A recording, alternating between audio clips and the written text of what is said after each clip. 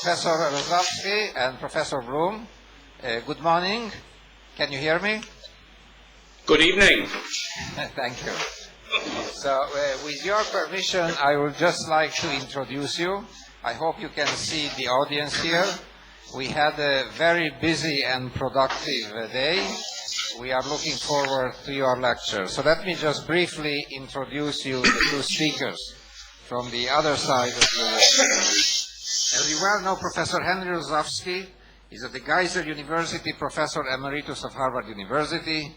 He served as Dean of the Faculty of Arts and Sciences for many years and was member of the Harvard Corporation, which is the governing body of Harvard. He's an internationally renowned and highly respected economist and scholar of higher education. His book, for those of you who don't know, The University and Owner's Manual, I think is a mandatory reading for anybody who is involved in any form or shape with university governance. Henry has received numerous distinctions, which Henry, with your permission, I won't read because I'll take up much of the time that you have. I am delighted that you invited Professor Bloom to join you so that we can have a real discussion in a group. Professor Bloom is Clarence James Gamble Professor for Economics and Demography and Chair of the Department of Population and International Health. Professor Bloom is a world-renowned expert in the field of economics and demography. He has served as consultant to the United Nations, the World Bank, the World Health Organization, the International Labour Organization, the National Academy of Sciences, the Asian Development Plan, and so on. Among the many distinctions he received are the Alfred P. Sloan Research Fellowship and the Galbraith Award for Quality Teaching in Economics. The subject matter of the Henry's presentation was the social benefits of higher education, or beyond private gain, as you suggested. And as I mentioned to you, Henry, in my email, it is a very, very appropriate topic today in Israel because it just happens that a governmental appointed commission is mandated to reform tuition in Israel, and many of the principles that you, I hope, will be talking about are highly relevant to our discussion. I don't know exactly what Professor Bloom will be talking about because I haven't seen his slides, but I'm sure we'll have a very productive session. So please go ahead, and after the discussion, there will be question period from the audience. So thank you very much for taking the trouble on a Sunday morning to spend time with us. Thank you very much. Ladies and gentlemen, I want to begin by, first of all, I hope that you can hear me well, and if you can't, give me some kind of signal. I want to begin by saying how sorry I am that I am not with you. Nothing would have given me greater pleasure, but unfortunately circumstances prevented me from making the trip. So I'm very happy to have an opportunity to talk to you this way. Also, I'm very happy that my colleague David Bloom has agreed to join us because, in fact, the work that we're going to be talking about is joint work. The slides are joint, all of the ideas are joint. We've been working on this together. So let me start by saying that in the year 2000, David and I wrote a report for the World Bank and UNESCO called Higher Education in Developing Countries, Peril and Promise. And we discovered, I have to say, to my astonishment, I think less to David's astonishment, that when it comes to educational policy, and in particular higher education, the bank based itself primarily on one instrument, and that is the rate of return. Perhaps we can show the slide that deals with the rate of the return. The rate of return on education takes account two things: the costs of education tuition, fees, income foregone, public subsidies, and the benefits of education are essentially the higher earnings that individuals achieve, and from the national point of view, the additional tax revenues that are produced by these higher earnings. The effects of basing yourself primarily on the rate of return is very unfavorable to higher education, because higher education is expensive, and when you compare the returns, the aggregate returns in primary and secondary education, the comparison to higher education tends to be unfavorable. It is also, of course, a very narrow view of the benefits of education, if all you take into account are the economic returns. It omits all externalities that are associated with education. We, David and I, in the report, criticized this approach quite strongly, and this got us into a considerable controversy because the traditional approach has been the one that focuses on rates of return. And this led us to look at a series of questions.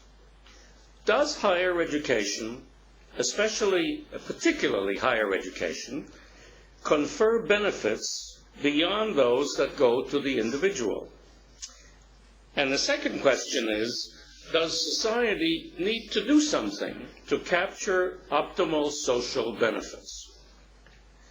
Now, these are not at all new questions, but they seem to have disappeared from the discussion of economists and social scientists more generally about 30 years ago.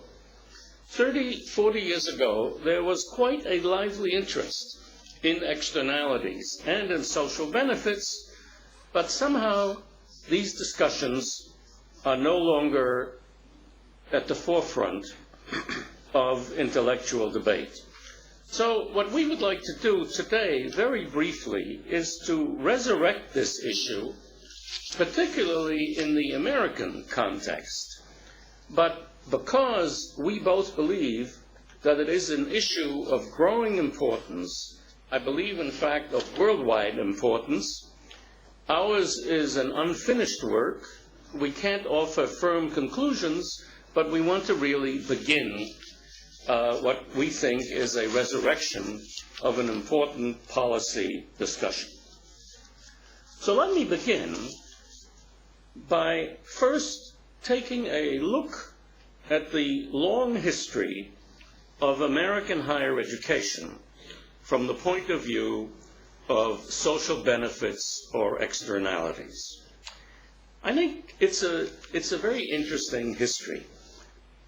The guiding philosophy, the justification for public and private support always has stressed the benefits beyond individual gain associated with higher education. This was true at least until the 1980s. So let me give you a few selected examples. The colonial colleges in the 17th and 18th centuries were established to educate the sons of prominent families as leaders of local society. It was a very small group, under 1% of the population. But for example, when Harvard was established, the document said to advance learning and perpetuate it to posterity, quote, dreading to leave in illiterate ministry, close quote. It didn't say to make our students wealthy. When Yale was established, it talked about instructing youth in the arts and sciences to make them fit for public employment, both in church and civil state. Jefferson, who was the founder of the University of Virginia, talked of training America's natural aristocracy for the responsibilities of national leadership. We can then switch, let's say, to the middle of the 19th century, the arrival of the Industrial Revolution in the United States, which brought forth the Moral Acts of 1862, 1890, the ideal of an institution of higher learning as a solver of local problems and as a servant of the public. The University of Wisconsin in the early 20th century talked of a combination of, quote, soil and seminar, academic resources to improve the lives of citizens. Again, I'm just mentioning these because none of them really place an emphasis on personal wealth and personal economic gain, but all stress the benefits to society of people with higher education. Jump for a moment to World War II and the GI Bill of Rights, which we will turn to later. The GI Bill was passed in 1944. Part of the reason was the fear of returning veterans who might not be employed, but also the country was aware of accumulated national educational deficit because people had been at war and not studying, rewards for veterans. The broad purpose was societal, not individual enrichment. Similar societal purposes, say, in the National Defense Education Act in the 1950s, federal aid programs for higher education, Pell Grants to allow poorer people to go to school. So as a result of all of this, if you look in the United States, gradually the number of high school students that go on to college moves all the way from 4% in 1900 to 60% in the year 2000. And obviously, the emphasis was on what might be termed nation building. The private benefits were understood, but they were interpreted broadly beyond higher income, and the emphasis was, as I said, on building a nation. And I think the notion of subsidization to capture social benefits was clearly present. Now, while this is one long part of the history of education, of higher education, with its emphasis on externalities and social benefits, there's a very different line of thinking, which also has long historical antecedents. And it begins, as so much does in economics, with Adam Smith. Let me read to you an extremely ambiguous passage in The Wealth of Nations, which, however, I think is, in terms of intellectual history, very important. Adam Smith said, "The expense of the institutions for education and religious instruction is beneficial to the whole society, and may therefore, without injustice, be defrayed by the general contribution of the whole society. This expense, however, might perhaps, with equal propriety, and even with some advantage, be defrayed altogether by those who receive the immediate benefit of the education." So you wonder, where does Adam Smith come out on these issues? On the one hand, he seems to stress the externalities, because education is beneficial to the whole society. On the other hand, without explaining it, he also believes that maybe the individual should defray the expenses altogether, obviously because of the benefits that the individual receives. Now, leap forward 200 years for the intellectual justification of Smith's position.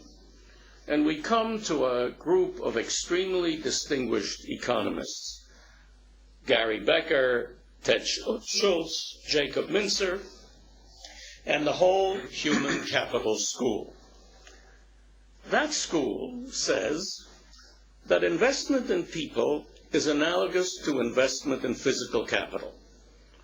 The goal is an adequate return on investment and a rate of return can be measured.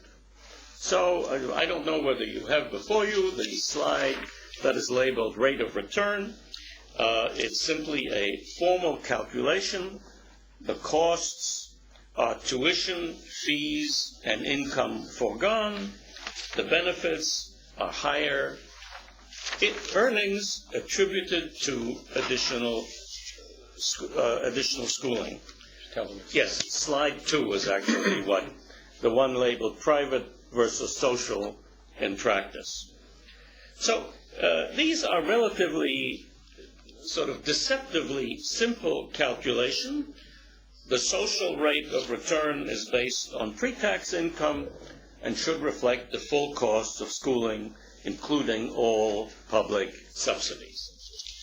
Calculations differ, and I think if you could turn now to the graph, which is really the important thing to look at. But these calculations have been made by different economists, and I don't know what the number of the graph is. Do you, David? It's the only graph in the present. Yes. Slide 6. Slide 6. But you can see here that between 1962 and the year 2000, the private rate of return to higher education went from something like 7% to 12%, and saw quite a sharp rise in the 1980s. By the way, a couple of comments one might make about this chart. One is that some economists believed that the rate of return to higher education was going to decline, which did not turn out to be the case. And in fact, a return on investment of about 12% is pretty good, and in fact is better than one does in lots of other investments. But I want to stress something which is often omitted, and that is that these calculations are not at all simple. They are deceptively simple, and therefore we are suspicious of them from the point of view of policy purposes. First of all, there is a problem of selectivity bias. We don't know whether the rate of return that's achieved is simply a consequence of an investment in or an expenditure on education. It could have to do with the individual's abilities, skills, parents. You can see all of the problems that can arise. And the social return is viewed extremely narrowly. It's essentially the larger tax revenues produced by educated people. Again, externalities are entirely ignored. Now, we shall see that estimating externalities is, if anything, more difficult. But I want to stress the fact that these rates of return that seem so simple and accurate are, in fact, anything but. Now, taking the human capital school, one of its most distinguished adherents is actually Milton Friedman, and others before him who have turned this theoretical framework that is policy based on private returns to higher education into policy recommendations. Higher education leads to higher earnings. That creates all the needed incentives to purchase the product at full cost, and if necessary, to borrow the funds that you need in order to achieve that level of education. Subsidies, and I'm still talking for Mr. Friedman here, subsidies most of the times are a transfer tax from lower class to the middle income and the wealthy. For example, excellent example would be low tuition costs at state universities transfer income from the lower class taxpayers to the wealthy and the middle class who can afford to pay a higher price. If you raise the issue of equal opportunity, the answer would be, or not just equal opportunity, even some poorly compensated professions I mean, you may want to encourage people to become clergymen and other kinds of occupations that don't pay very well, maybe school teachers. For those purposes, use a specified fraction payback system. In other words, people should borrow, but they should pay back based on their income later on in life. People like Milton Friedman, whom certainly one hesitates to argue with, does agree that social benefits may exist. And Friedman lists some possibilities: general advancement of knowledge, political effectiveness of democracy, citizenship, non-vocational liberal arts training. He recognizes that all of these may, with higher education, reach improved levels in a society, preservation of culture. But he adds two big buts. The first one is, there is no rigorous method to estimate social benefits quantitatively, and therefore, he says, the discussion becomes either bad economics or special pleading. Those are not good things to be accused of. And secondly, maybe more important, private interest will serve the social interest. In other words, the invisible hand, the division of labor, free markets will, and I quote Friedman, largely capture all available social benefits. In the very rare cases where some subsidy might be justified, it should certainly go only to individuals and never to institutions.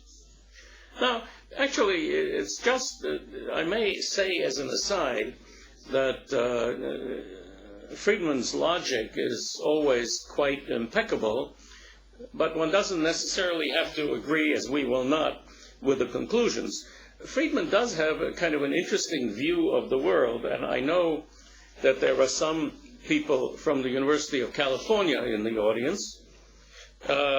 He says, and I wonder what they think of this statement, Friedman says, because state university fees are lower, essentially students look upon higher education as a pleasant interlude. That is, they don't work hard because the price is relatively low. He also says that in private institutions, high fees lead on students' insistence on getting their money's worth, and therefore they get good teaching, whereas people in public institutions don't. Well, here, I can speak from the experience of Harvard, and almost all the time I listen to much complaint about the quality of teaching that goes on at our institutions. I'm just mentioning this because I think that there is sort of a view of the world that may not be exactly right. In the 1970s, as I was saying, there was a lot of research and interest in externalities and in their benefits beyond the whole issue of what was captured went beyond what the student captured. But in view, really, of the high wage premium that went with higher education, such research may have languished. At least that's the opinion of David Brenneman, a student of these subjects, who says that some of us worry, Brenneman says, that we are in danger of losing the very language of the discussion related to externalities and social benefits. Now, you may think that what we've set up to now is fairly esoteric, doesn't have much relation to what's happening in the real world. But actually, in the United States, these are not esoteric issues at all. Beginning in the 1980s, there's been a very significant slowdown in the funding of higher education by states. In 2004, just as an example, the state of Colorado cut its budget for higher education by 26%. Oklahoma, South Carolina, and Wisconsin by 10%. Between 1980 and 2003, the percentage of state budgets allocated to higher education has declined from 40 to 32%. Many states cover less than 1/3 of the state higher education expenses. And in fact, the federal government is shifting from grants to more and more, I think, inadequate loans. These facts in the United States are often attributed to the recession that we have experienced in recent years, and also to rising healthcare costs that are crowding out other expenses. But I think that there are other much more long-term factors involved. Is there, we ask the question, a shift in public attitudes towards higher education? I think that more and more the private economic benefits are accepted as the best reason for seeking higher education. Better jobs, better wages. Secondly, I think there is an attitude that says those who benefit most should pay. And there's a related point.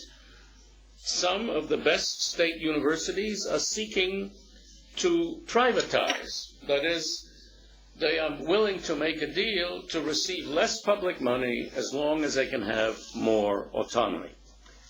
There's a related issue to that. Because of the shortages of funds, there is a great deal of commercialization and commodification of higher education that we are seeing. And one might ask the question whether whatever special status we might want in society is not endangered by the increasingly commercial aspects of our activities. Now, for what I've said, I could quote literally dozens of university presidents, legislators, who note the changes in attitude and their consequences. Very often these statements tend to be a little alarmist, but in fact I think they do notice an issue that is before us. There is a nationwide crisis, says one, in that the public no longer believes that higher education is essentially a public good funded from the tax base for everyone. Public officials, of course, reflect public attitudes. I think the public and social benefits are appreciated and in some sense acknowledged, but when it comes to shrinking discretionary expenditures, there is a subtle yet basic change in the attitude towards higher education. So the questions come up. What will be the cost to society if present trends continue? It affects state and private institutions because there are federal programs for everybody. And, you know, in the words of Robert Putnam, a colleague of ours who has done a lot of work in this kind of area, the question is, will relying on the market produce enough social capital? I think that is the basic question, and I will here hand over to David. Thank you, Henry, and good evening, everyone. Henry's comments have focused on the nature, the existence, and the importance of the public benefits of higher education. Much of his focus was on the wealthy industrial countries. That's where 1 billion people live.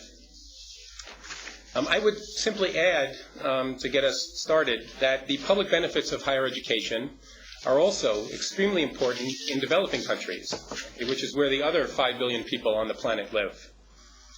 The issue here is that labor economists have conducted rate of return analyses for the past 2 decades, and those analyses seem to demonstrate that both the private and the social returns to higher education in developing countries are lower than the corresponding private and social returns to higher education, to primary education.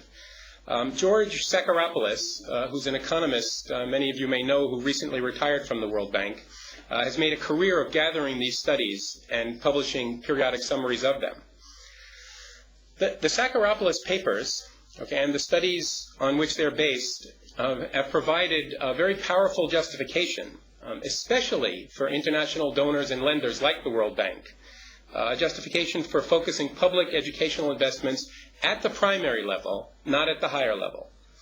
That justification was reinforced quite powerfully also in 1990 when people took up the issue of the social gains to education associated at the primary level, when they issued the Jomtien Declaration calling for universal primary education.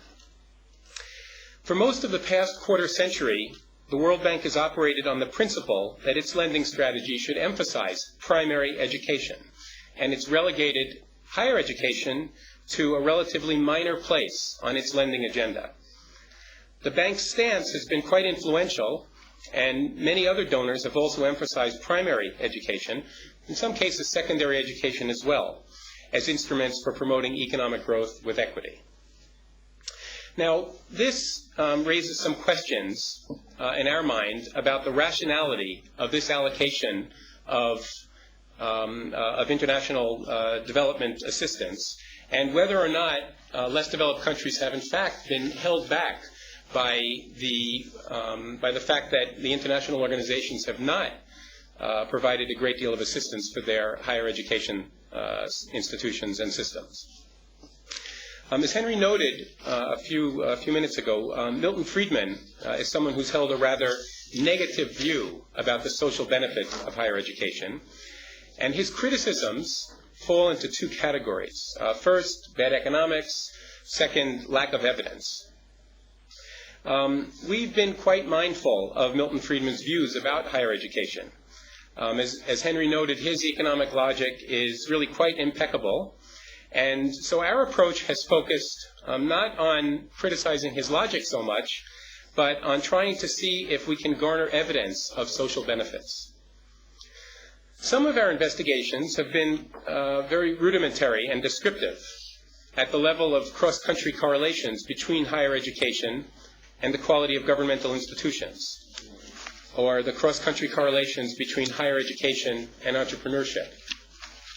Other analyses that we've done have been developed a bit further, and they relate to income spillovers associated with higher rates of college graduation, and also to the impact of higher education subsidies on college enrollment. I'd like to take a few minutes to just sketch what we've done, and if I could just ask whoever is operating the PowerPoint slides to just focus on slide number 9, that has the title, Higher Education and Good Governance, at the top. We've examined data contained in the International Country Risk Guide. This is a data set that offers quantitative assessments of a number of governance-related factors that are believed to affect the risk profile, or the investment risk profile of countries. What we've found is that there's a positive and statistically significant correlation between higher education enrollment rates and all of the governance indicators included in that data set. And those would include, as indicated on the slide, the absence of corruption, the rule of law, bureaucratic quality, the absence of ethnic tensions, low risk of repudiation of contracts by government, and low risk of appropriation. Now, by no means does this prove that there's a causal link from higher education to good governance, but the findings we have are at least consistent with that view. Now, if I could just ask for slide 11, entitled Higher Education and Entrepreneurial Activity. Here we've examined data contained in studies of entrepreneurship that have been conducted through the School of Business at Babson College. A special feature of their survey is that it measures entrepreneurship activities by groups that have different levels of education. And in slide 12, which is a bar chart entitled Total Entrepreneurship Activity Index by Education Level, we report a finding that individuals with more education have higher degrees of entrepreneurial activity. And I would also note that that holds not only across the 17 countries for which data are available, it also holds in nearly all of those countries. Actually, for all of the countries we've been able to examine, it holds within all of those as well. David, it also, the higher the level of education, the greater the number of jobs created by the entrepreneurs. Yes, so the idea is that there's an important multiplier effect operating. Now, again, this doesn't prove a causal link from higher education to entrepreneurship, but it is consistent with the view that there is. Now, if I could just ask now for the 15th PowerPoint slide entitled Proportion of Men and Women with College or Higher Degrees by Age in 1964. And here, we're actually undertaking an examination of the effects of the GI Bill in the United States. And Henry, would you like to say something? I'd like to say, because the GI Bill is really an extremely important event in American history, and also gives us a kind of a laboratory to look at the issues that we are examining here. As a result of the GI Bill, something like 2.2 million Americans after the war went into tertiary education. Eventually, the total number was 10 million. The terms were very generous. You got a maximum of 48 months, $75 personal allowance, free tuition, free books, and so forth. And it's been estimated that at least 20% of the people who went to college at that time would not have gone without the GI Bill. And that's a considerable number of people. And I might just say to you, it might be interesting because after all we're talking all to a group of colleague academics. Two individuals were publicly opposed to the GI Bill. One was the president of Harvard, Conant, who said it didn't distinguish between those who can profit most by advanced education and those who cannot. And Hutchins, who was the equally famous president of Chicago, who said colleges and universities will find themselves converted into educational hobo jungles. Well, you know, these hobo jungles produced really a social revolution. Just one more set of numbers so that you get an idea of the dimensions. The GI Bill produced 450,000 engineers, 240,000 accountants, 238,000 teachers, 91,000 scientists, 67,000 doctors, 22,000 dentists, and 17,000 writers and editors. And I was unable to find the number of lawyers that were produced, but probably in American society that may have been a bit of a minus. But anyway, David can continue with the analysis. Okay, so we're interested in looking at the effects of the GI Bill in the U.S. And if you have a look at this chart, what we've done is we've gone back to data from 1964. So it's a nationally representative sample in the U.S., known as the Current Population Survey. And we have separated out the male and female populations in that year. And we've looked at individuals by their age in 1964, from 20 years old up to 64 years old. And we've just tabulated the proportion of men with a college or higher degree in 1964, and also the proportion of women. Now, the blue bars on the chart show the proportion of men that have a college degree according to their age in 1964. And if we start at the far right side of the chart, in other words, the higher ages, it's notable that there's no major trend across age in college attainment until you reach about the mid-40s.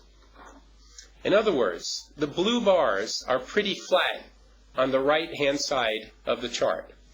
But then, as we move further to the left, they begin to rise, indicating a surge in college attainment for the younger cohorts. Now, men who were in their mid-40s and younger in 1964 would have been born after roughly 1920. Okay, essentially making those the men who served in the armed forces during World War II and the Korean War. And those would also be the men who would have been eligible for the full college scholarships offered by the GI Bill, as described by Henry a moment ago.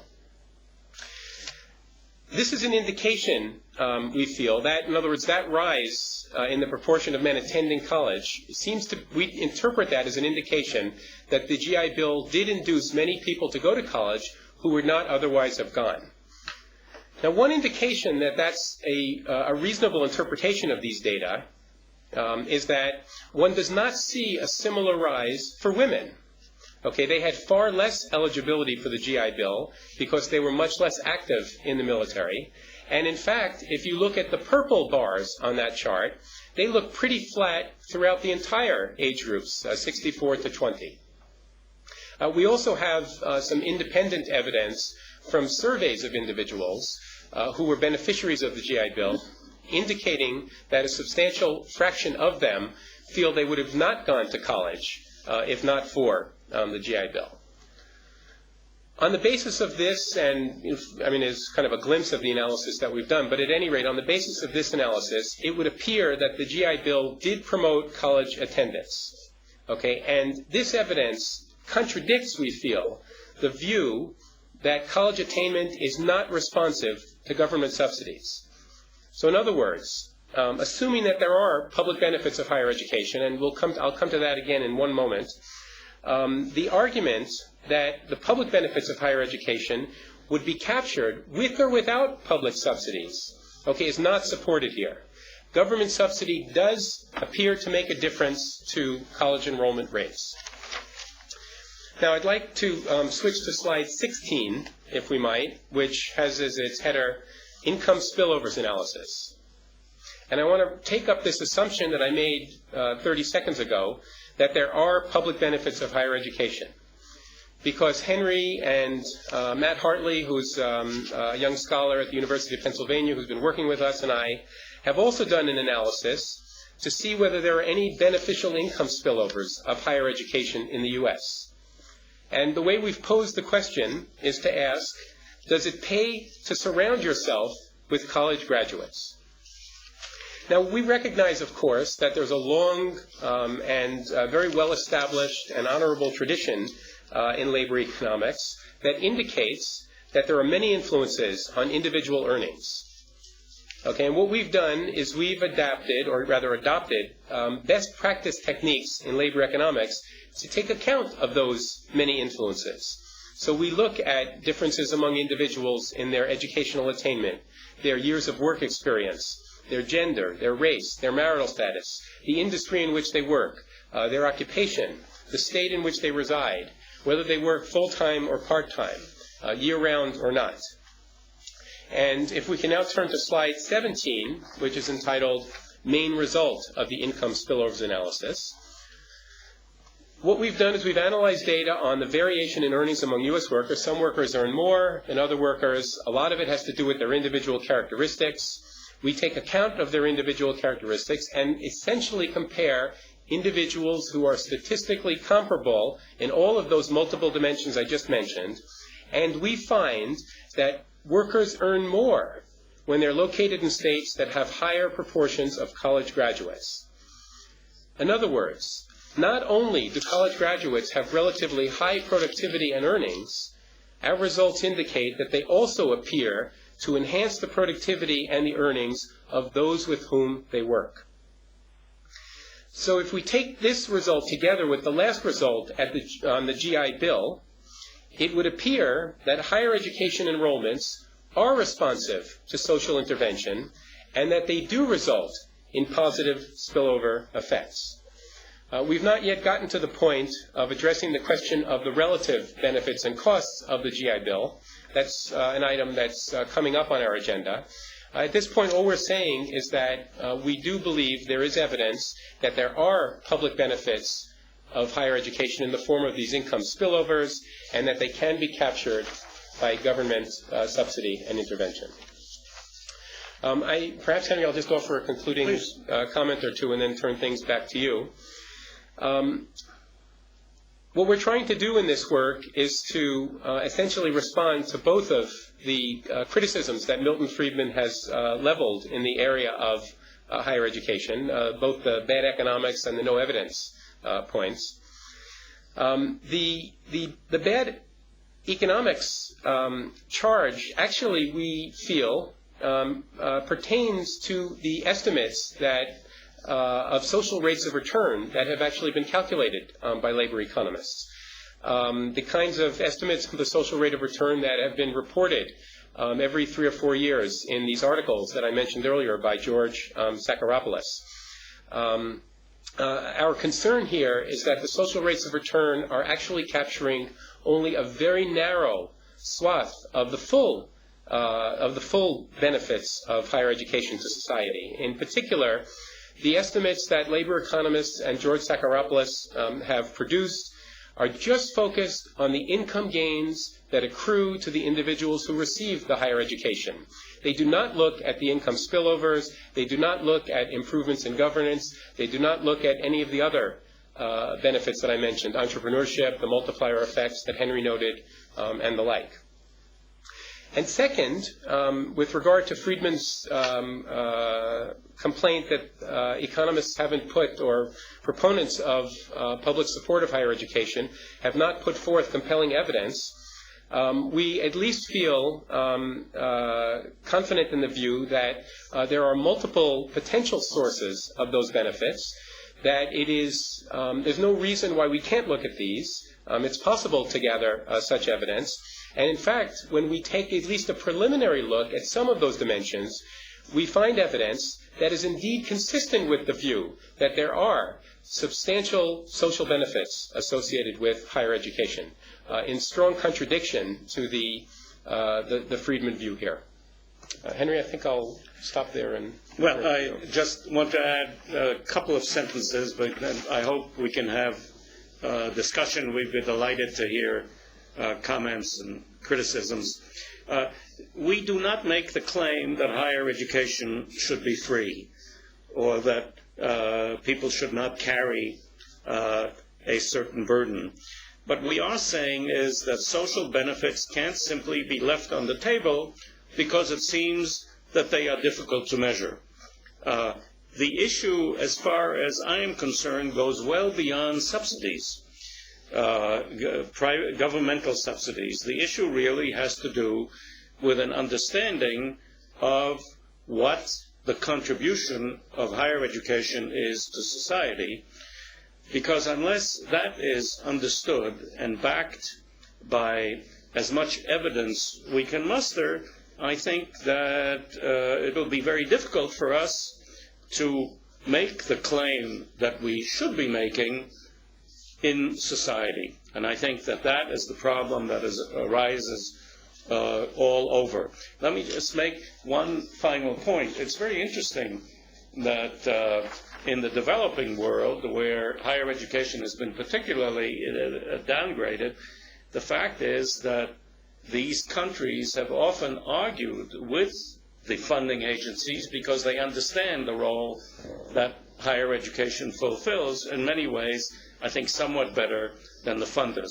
But this is not an issue about less developed countries or the United States or Israel. I do think that the questions that we are raising are of very broad applicability, though the context varies.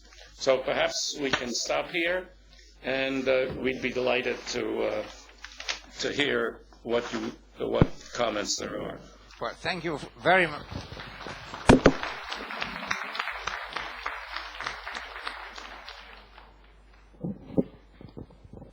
Henry and David, I hope you heard the applause and it got through clearly. Your lectures were absolutely clear.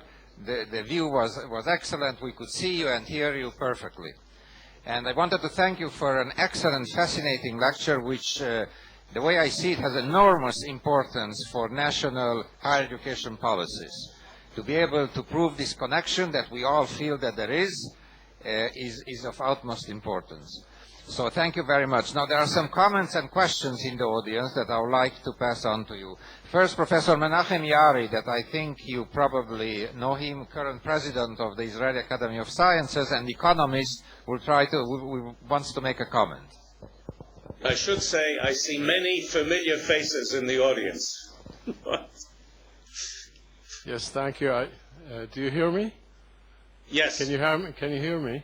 Yeah, I'd like to reinforce what you've said by asking the following question. There has been, hasn't it, a whole strain of writings and literature in the 70s by Paul Taubman and Zvi Grillikis, among others, where an attempt was made to estimate precisely the rate of return to higher education after, so to speak, cleaning out the effects of ability and genetics, etc. They even looked at identical twins, such that one twin did go into higher education and the other didn't, and measure the difference in earnings of the two. And as far as I remember, the rates of return that they obtained were much, much lower. In fact, not significantly different from zero. So much so that a whole tradition evolved where higher education was thought of as beneficial only insofar as it was a signal to having other traits, not necessarily the education itself. Could you please comment on that? Yes. No, you're quite right about this line of literature. It's actually been revisited in recent years by people like Orly Ashenfelter, David Card, Alan Kruger. In fact, what they've gone to are there are fairs that twins go to every summer, and they actually have gone to these fairs, and they've gotten the twins in different rooms. They've surveyed them, they've collected and analyzed the data. In fact, the more recent results appear to be indicating that the rate of it's different from what Paul and Zvi had actually constructed earlier, and seems to be suggesting that in fact the rates of return are higher to schooling than if one doesn't take account of ability and genetics in this way by looking at twin studies. I think just from a pure scientific point of view, this kind of study, this idea, it's really quite ingenious, and the results are indeed very, very compelling. But again, it's quite narrow in the sense that it's just looking at the income gains that are enjoyed by the individuals who are receiving the higher education. It doesn't really speak. The question you raise is more about getting a refined estimate of the private return to higher education, as opposed to getting an estimate of the social returns, which is much more where our focus lies. We have another question or comment from Professor Harari. I have actually two comments. The first one is trivial. You alluded several times to the impeccable logic. Some of my best friends are mathematicians, and often I find that the logic is impeccable, but the common sense is not. And you can draw the conclusion to the subject under discussion. But a more serious comment, when you move from the American scene to the Israeli scene, there's a further complication in all of this analysis. And I'd like to point it out and to ask you if there's any serious economic work that was done on this. In the Israeli situation, the undergraduates can choose to study, let's say, only physics, only history, only law, unlike the American system where all the topics are being mixed. As a result of this, the cost of higher education is very different for different professions, and it's very likely that the benefit, the economic benefit, is also very different for different professions. So there could be completely different rates of return on, let's say, physics students and a law student, or history and medicine. And that enters into any serious analysis of what kind of tuition one should consider. It also raises a question, a moral question, given that some fields are much more expensive than others. Is it fair to ask a student who is studying a so-called cheap academic field to subsidize the studies of the student who is studying a more expensive field? So all of these are complications which are much more severe in the Israeli system or in many European systems than in the American system. But I wonder if any serious work has been done on this. Well, I think, let's say, first of all, a comment about logic and common sense. We are very much aware of that.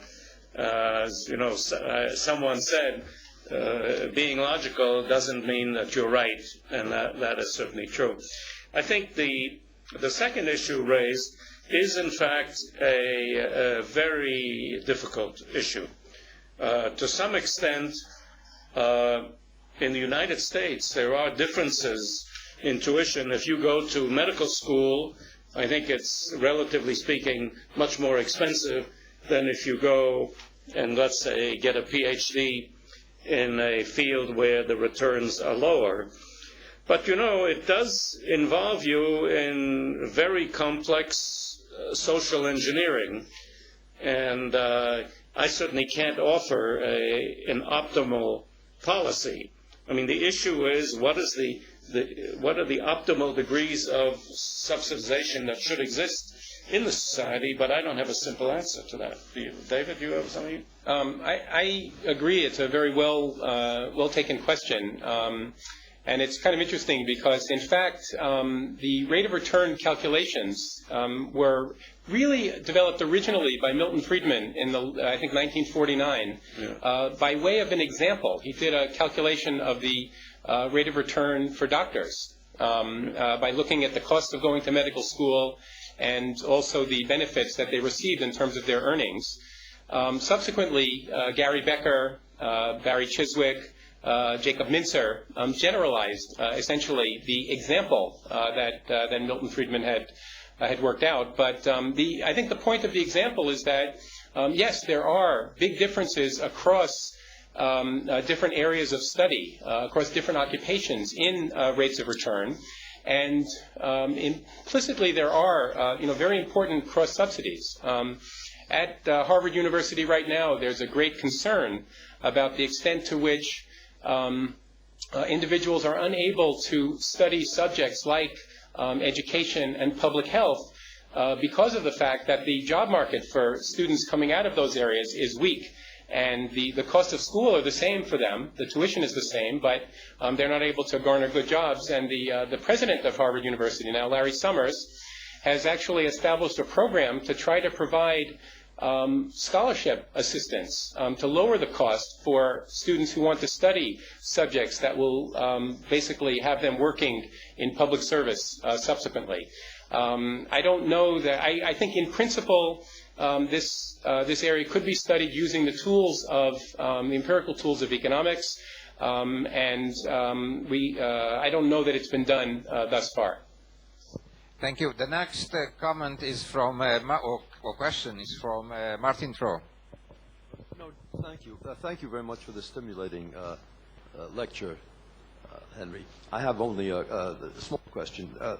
On your studies of the effects of the GI Bill, have you looked at the effects on going to graduate school?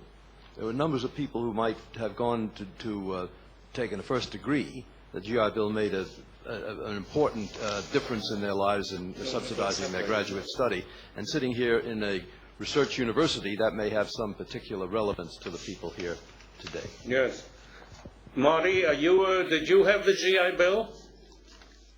Yes, well, those of us... And went to graduate school on it. That's a specific point. It's a smaller, it's a remnant that is getting smaller and smaller. But we haven't, as yet, we will separate those figures. But you see, I said about 2.2 million students went after the war in total, about 7.5 million students went after the war. Most of them, in fact, went into vocational training, so not college and university training. But I'm sure that the effects were equally important. But I don't think that we have the figures. We do? Yeah, we did it. And yeah, I mean, we actually did it separately for men and for women. Well, and I mentioned also physicians. Yes. And these effects are there for both men and women. What we have found is that the effects are actually highest for college graduates. They're actually a little higher for college graduates than for... They're there as well for individuals that went to graduate school, but they're not quite as sizable. Right. But to add one point to that, one interesting thing is that studies indicate that civic participation is particularly high among people who took advantage of the GI Bill. So in a way, it had a sort of direct Putnam-like effect on society, because the people who took advantage of this somehow, either were grateful or whatever and participated more in society than those who did not. Well, okay, thank you. Professor Joshua Jordner. Well, thank you very much for a fascinating presentation. It really makes us think differently about some central issues. Now, you cannot hear me, that's right. Another dimension of the social benefits of the university activity pertains to the output of basic research. And this is unique for the system. And we can ask how to quantify the discovery of molecular biology in Cambridge University, the other Cambridge, and how assess its tremendous impact on society, on health, on all the modern development. So rationality of allocations should be somewhat extended to incorporate and involve these components. I agree. I think we agree. And it's also something that is worth measuring as well, perhaps by patents or citations or what have you. That's a very good point. Yeah. May I just maybe say one thing in case on the whole issue of measurement? What our purist statistical friends have urged us to do is to try and find matched pairs. In other words, to give up what is called old least square analysis and to see whether we can find, for example, two countries of roughly similar size and income level that have, however, very different expenditures on higher education, or two states in the United States, or two provinces, or whatever. And we are looking for that, although that is a very difficult hurdle. Thank you. Professor Dan Zaslavsky. Yeah, extremely interesting lecture. I want to note, with respect to Israel, that about the social meaning.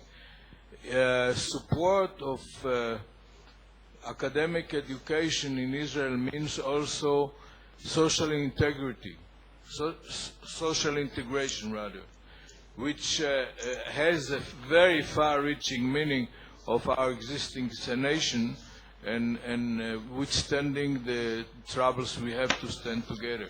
And if you want to look for parallel examples, you can find many countries around. That is what we refer to as nation building. Thank you. I'll just I'll squeeze in one question of mine. About the social benefits, is that a function of the fraction of population that goes to university? For example, social benefits may be very high, the 20, 30, 40%, but if you go to 90% or 100%, they may diminish. Is that significant? Can that be accounted for? Because there was a study in England that up to beyond a certain point of attending universities, it becomes detrimental. It's damaging the economy. And well, I agree completely that not everybody should go to university. That's quite clear, that there is a kind of, at some point you reach diminishing returns. The question is, what is that point? And I don't think that our societies have reached it. But again, you know, I just heard at the very end, when we joined the presentation, I heard somebody talk about the relationship between colleges and universities in Israel. And that's a subject, I completely agreed with the last few sentences that I heard. I mean, higher education does not only mean research universities. Higher education, to play, I think, an optimal role in society, means a tiered system of maybe some research universities at the top, different kinds of institutions in the middle. I even believe that in the United States, junior colleges have played a very important role. So I hope that you will take that as an answer to this question. Thank you. Sheldon Roosevelt. We miss you. Wish you were here. Sheldon, I miss you, and I am very sorry I'm not there. David, it's nice to see you up there. You look good across this part of the world. I can't see you, so... Well, I look as wonderful as ever. Let's get into, let's share with our Israeli colleagues and also friends from other countries a particular American concern for status and institutions. Now, have your studies said anything about the social rate of return or the economic rate of return for, let's say, BA graduates from a leading private versus a leading public? Anything on that? Would there be a social return greater for having gone to Harvard, for example? I don't work on it. I haven't... No, Sheldon, as usual, you're a very astute question, but I don't think we have any quantitative answers to that. Well, is it still on? Well, then you were a former Berkeley professor, Henry. Answer Milton Friedman. You already have. Good. The question being whether the rate of return, let's say, whether students who go to publicly supported institutions are essentially lazy because they're not paying for what they're getting. No, I mean, you know the answer. Yeah, you mean when I referred to Friedman's view of the world? I mean, I think that students, I cannot tell the difference in terms of effort when you go to places like Berkeley or places like Stanford, for example. If anything, I always thought that at Stanford there was more emphasis on leisure and good time than at Berkeley. I thought that you were asking a slightly different question, and I think that one does present enormous computational and intellectual challenges. I mean, going to Harvard, does that give you a higher private rate of return than, let's say, going to say Berkeley, because Berkeley is in a certain sense a more diverse institution. And I have not studied this, but there are studies. I think Alan Kruger actually did a study, and he reached the conclusion that the differences were not that great between. That's what I thought. I think that's what he did, but I'm not positive. Thank you. Please. My name is Menachem Steiner. My question is somewhat related to the Professor Menachem Yaris. The slide showing the numerical example for the calculation of the rate of return has disappeared for some reason. I don't understand why the rate of return estimates are generally greater to females. Are they greater for females? Were they graded for females? Yes. Yeah. Actually, it's that's a little bit of an artifact of the way they're constructed. They're constructed by taking account of years of labor market experience. This is, really what Jacob Mincer has taught us to do over the last quarter century.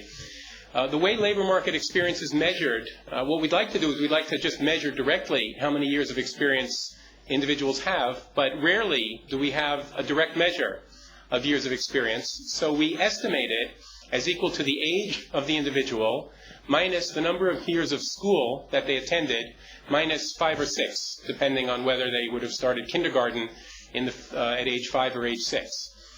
The assumption, in other words, is that they basically were in the labor market continuously from the time they graduated school.